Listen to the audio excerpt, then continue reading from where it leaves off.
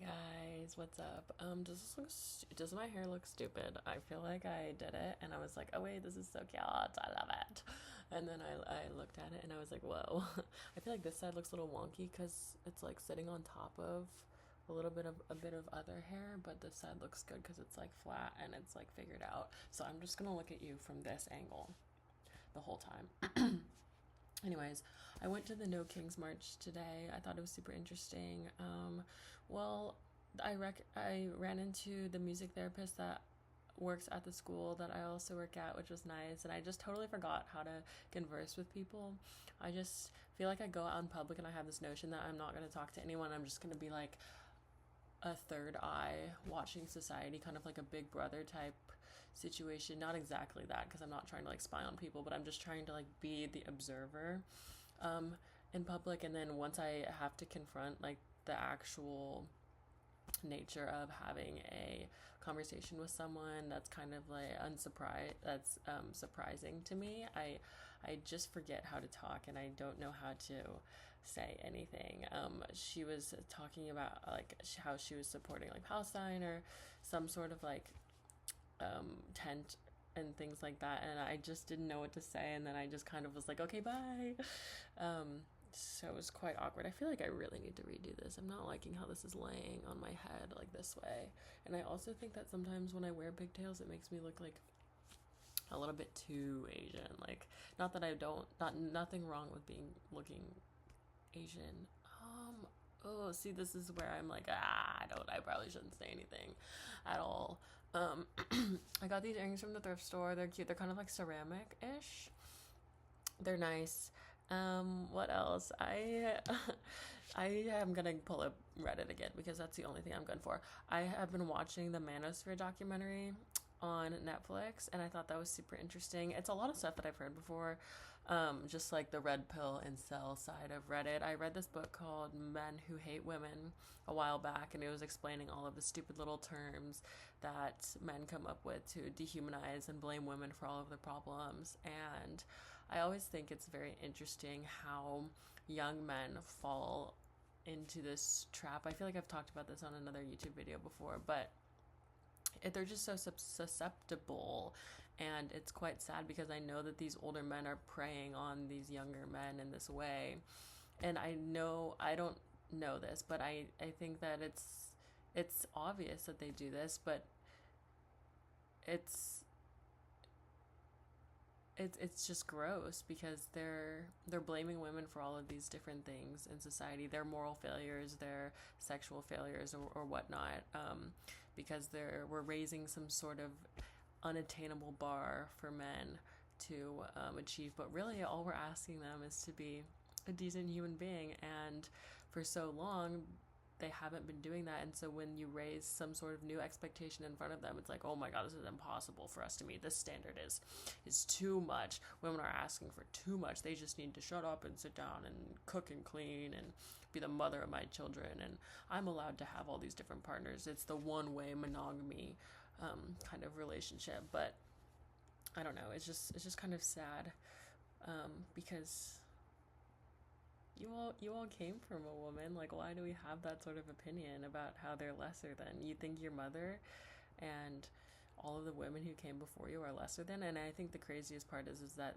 their argument is that women don't want to have positions of power, that they want a man who is dominant and they want to be submissive for the rest of their life. And I think sometimes women want that in certain contexts. Like, that's definitely a fetish, but I don't believe that women seek that for ever, for eternity, for the rest of their relationship, or within a it's a partnership. You call relationships like a partnership for a reason. It's supposed to be give and take scenarios. Like, I don't understand how they think to know all these things about women. And I guess I also am very critical of the women that are surrounded by them, because I guess they don't have like the education or maybe the access or the financial ability to escape these men, and somehow they've gotten trapped within this cycle of abuse, I feel like. And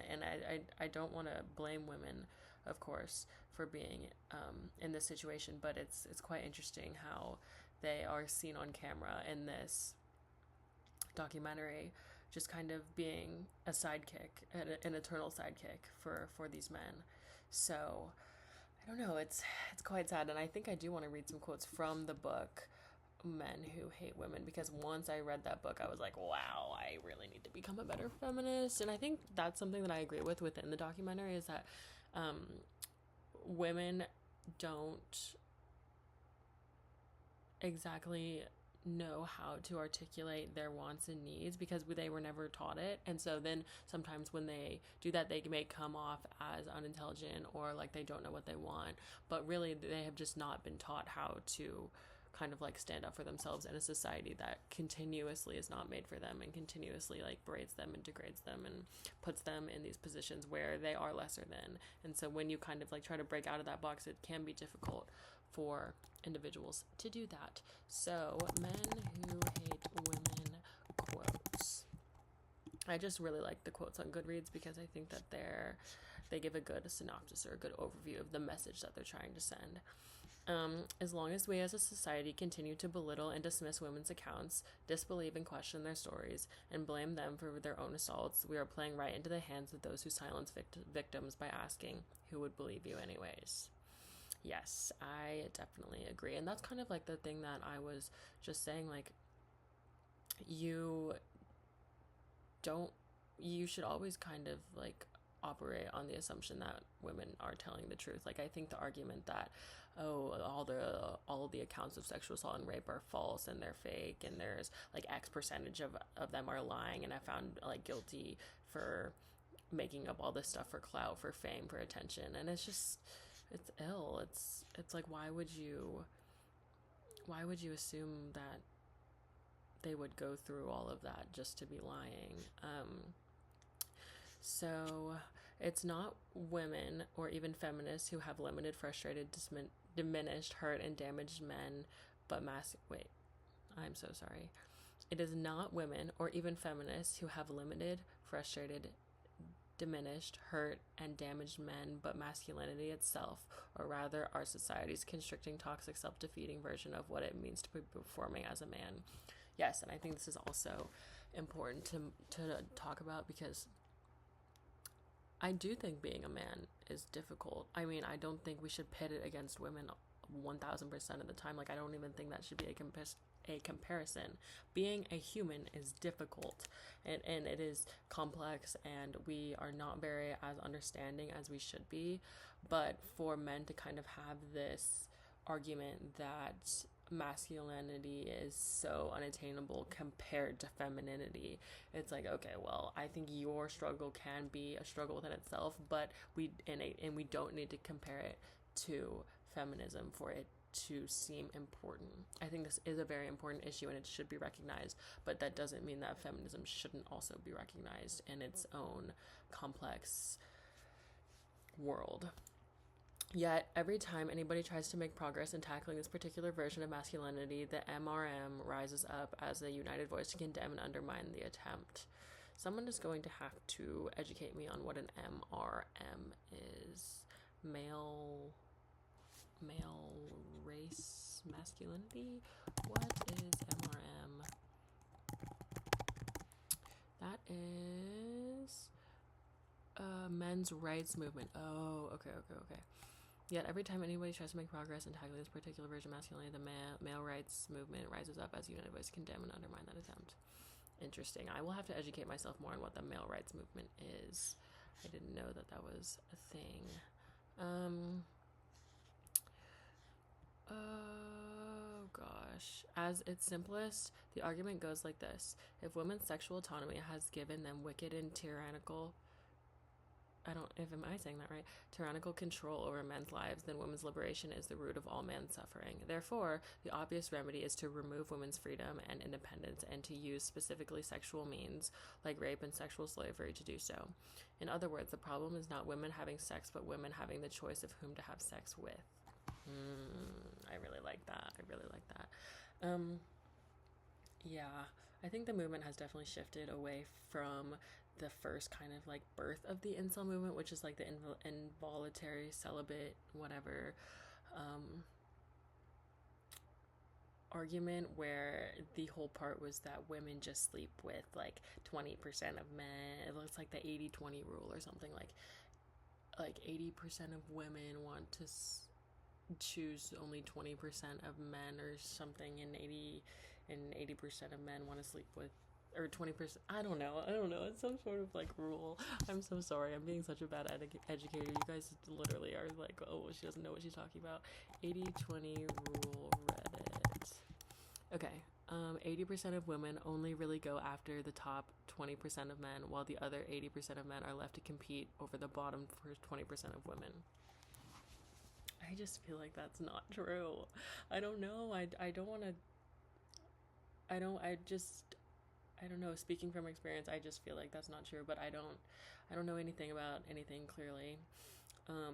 So I guess the issue is about control, and maybe that stems from the systemic issues of what masculinity is and how to assert dominance over other people, and to assert that dominance you need to take matters into your own hands and run yourself over women for the rest of your life. I just think that's fucking stupid, and it's never gonna work out in your favor. And I'm not gonna be the one to tell you that. I think they're gonna figure that out. They're not gonna figure that out, actually. That's the craziest part. They're gonna ride this ship until it sinks.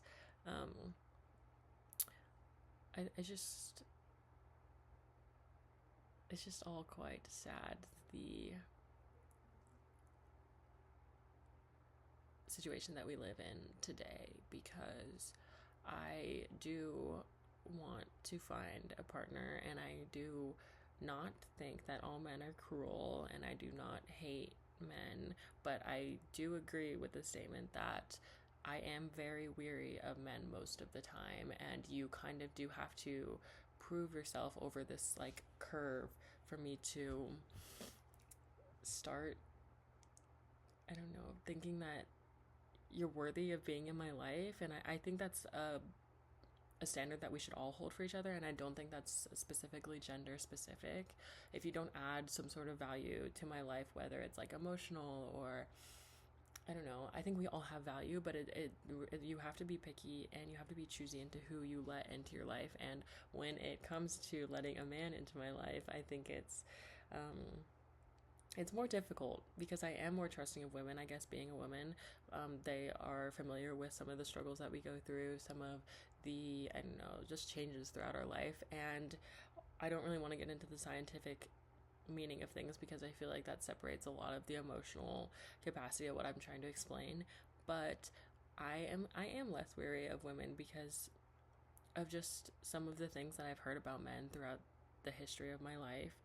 And I'm not saying that women aren't capable of doing those things as well.